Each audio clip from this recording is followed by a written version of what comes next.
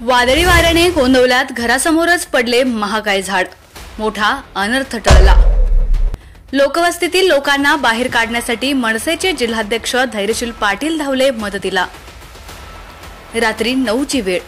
अंधाऱ्या रात्री काळेकुट्ट ढगांनी क्षणार्धात सगळं आकाश व्यापून टाकलं आणि काही काळाच्या आतच वेगवान सोसाट्याचा वादळी वारा सुरू झाला। त्याच दरम्यान वीजही गायब झाल्यानं सर्वांचीच घाबरगुंडी उडाली। या वादळी वाऱ्यानं गोंदवल्यातील लोकवस्तीत घातलेल्या धुमाकुळानं हाहाकार माजवला। या वाऱ्यात विशाल कट्टे यांच्या घरासमोरील झाड मोडून उभ्या असलेल्या कारवर कोसळलं। घरासमोरच हे महाकाय झाड पडल्यानं घरातून बाहेर निघायचा मार्गही बंद झाला।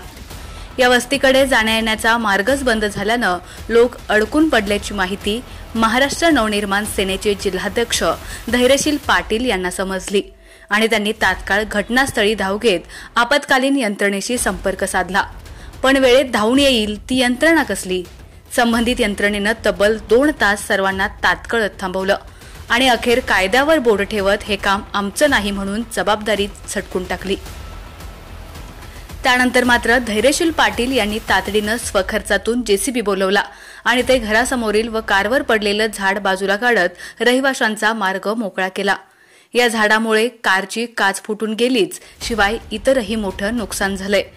यावेळी महाराष्ट्र नवनिर्माण विद्यार्थी सेनेचे जिल्हाध्यक्ष सागर कट्टे, अंगराज पाटील, श्रीकृष्ण कट्टे, प्रथमेश नवले, तुळशीराम कात्रे, श्रीकांत कट्टे, संदीप डोंबे यांच्यासह ग्रामस्थ व कार्यकर्ते उपस्थित होते। या घटनेनंतर आपत्कालीन यंत्रणेच्या सतर्कतेबाबतचा प्रश्न मात्र अद्यापही उभाच आहे। आपत्कालीन परिस्थितीतही जबाबदारी टाकणाऱ्या सार्वजनिक बांधकाम विभागाच्या या भ्रष्ट अधिकाऱ्यांना लवकरच धडा शिकवणार असल्याचं यावेळी धैर्यशील पाटील यांनी सांगितलं। ते नेमकं काय म्हणालेत पाहूयात। एक 8:30-9च्या दरम्यान सुसाट वारा आणि पावसाचा कडकडाट चालू झाला होता आणि वाऱ्याचा वेग इतका होता की ती वाऱ्याच्या वेगामध्ये एक अण्णाभाऊ साठे चौक नरवणे रोडला एक 60 ते 70 फुटावर एक लोकवस्तीमध्ये एक मोठं झाड असं रस्त्यावर पडलं होतं। ती इतकी भयानक परिस्थिती होती की लोकांना इकडच्या लोकांना तिकडे जाता येत नव्हतं, तिकडच्या लोकांना इकडे जाता येत नव्हतं। घबराटीचं वातावरण झालेलं होतं। अशा परिस्थितीमध्ये माननीय तहसीलदार साहेबांना मी स्वतः फोन केला घटनास्थळी भेट देऊन। तहसीलदार साहेबांनी संबंधित पीडब्ल्यूडीचे अधिकारी पवार साहेब म्हणून त्यांना सांगितलं। त्यांनी त्यांच्या खालच्या ज्युनियर अधिकाऱ्याला सांगितलं।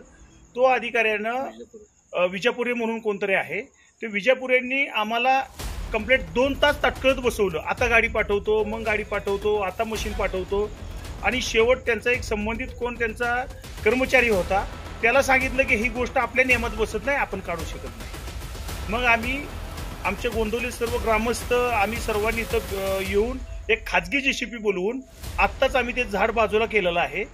आणि आम्हाला ह्याच्यामध्ये फक्त एकच गोष्ट सांगायची आहे की जिथं आपत्कालीन परिस्थिती होते तिथं कायदा किंवा व्यवस्था ही बघितली जात नाही, पण संबंधित तो महाशय कोण जो आहे तो दहिवडी नरवणे रोड आज रस्त्याला चिटकून 3-3, 4-4 फुटाची चर काढलेली 1-7-8 किलोमीटर, ती कायद्यात कुठल्या बसती?